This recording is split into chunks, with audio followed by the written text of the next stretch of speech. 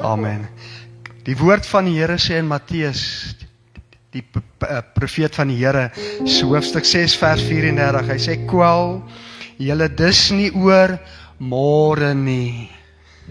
En daar dans ons. Nabas, nabas. Kusharab.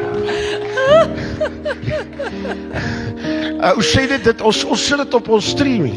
Ja. Op ons templates. As jy ons kwel jy nie oor môre nie, dan kry ons 14.000 views. Is so.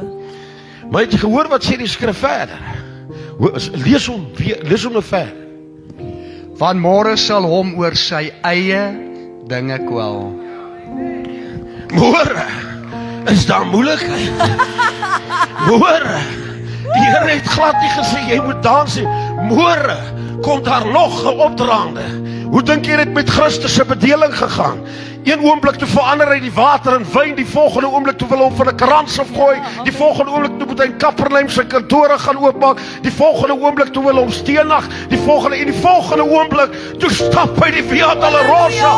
Wat hoor mooi, daar is 'n krag in 'n wêreld. Lees hom net verder. Prys die Here. Elke dag het genoeg aan sy eie kwaad. Wil jy nog preek? Elke dag het genoeg aan sy eie kwaad. Nou as jy Christus verstaan, verduidelik hy vir jou compounding. Ja. Hy het oor stres gepraat. Hy verduidelik die krag van compounding.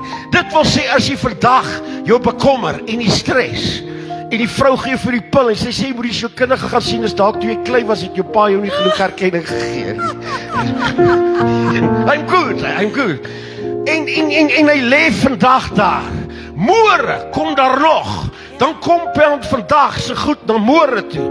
Oormôre kom daar 'n ander ding en elke dag. Broer, hierdie is die 9 baie positief. Elke dag het genoeg aan sy eie kwaad. Dis hoekom 'n man wat tot bekering gekom het na 10 jaar so lê. O Here, my God, waar is U? En hy's gedaan en hy's volle en hy's klaar. En jy sien die man in die bar hou nog steeds. Who let the dogs out? Who let the dogs out? Want hy weet hoe van die goed ontslae te raak. Ek wil vir jou sê, kerk, dis tyd laat jy jou blydskap dag vir dag aan die Here terugkry.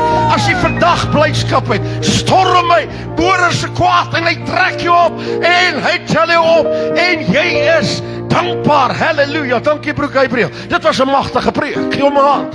'n Kragtige boodskap. Want compounding in blydskap. Amen. As jy vandag bly is, kom môre se kwaad en jy storm hom in. Dankbaarheid. Halleluja.